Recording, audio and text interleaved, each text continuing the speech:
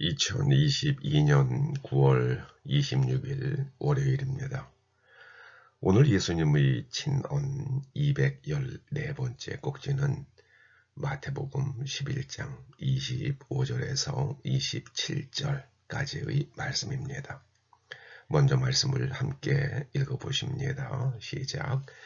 그때에 예수께서 대답하여 이르시되 천지의 주제이신 아버지여, 이것을 지혜롭고 슬기 있는 자들에게는 숨기시고 어린 아이들에게는 나타내심을 감사하나이다. 옳소이다.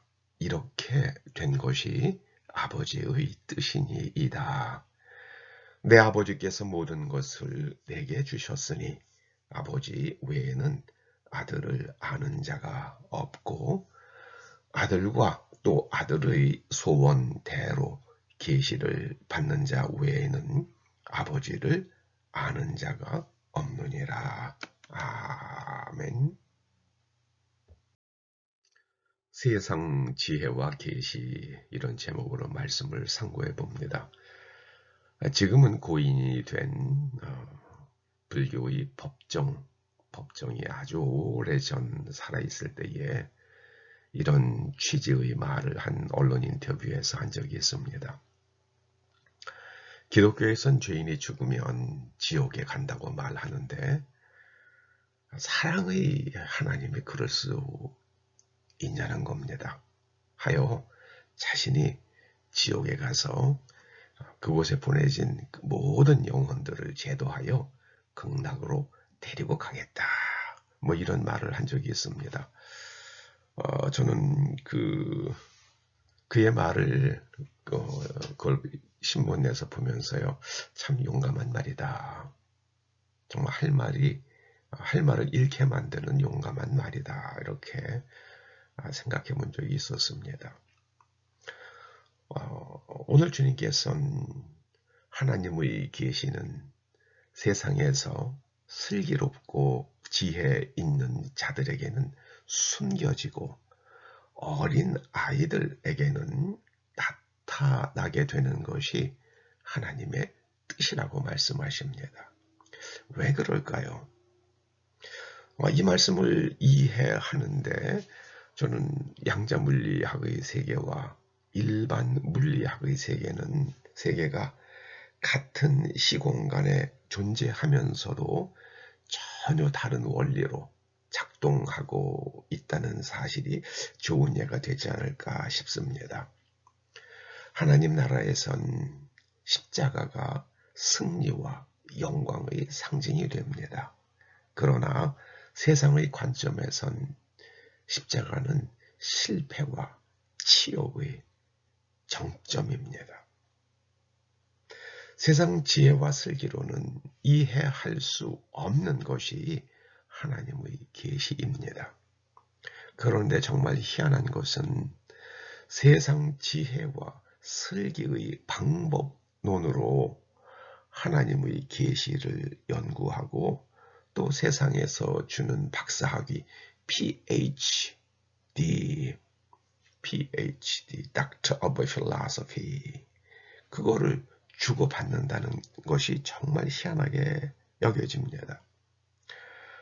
하나님의 계시를 증거하는 것은, 그것이 하나님의 계시라는 것을 증거하는 것은 막힘없는 논리의 전개가 아니라 물과 성령과 불입니다.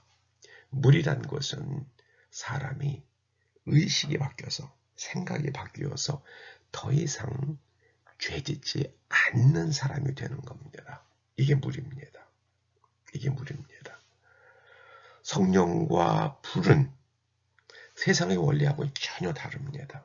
물까지는 세상에서 얘기가 될 수가 있어요.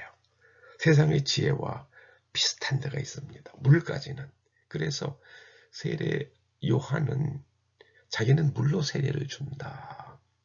사람들의 생각을 바꾸고 마음을 바꾸어서 이웃을 돕고 이웃에게 해를 끼치지 않고 또 이웃을 구제하는 일을 하게 만든다.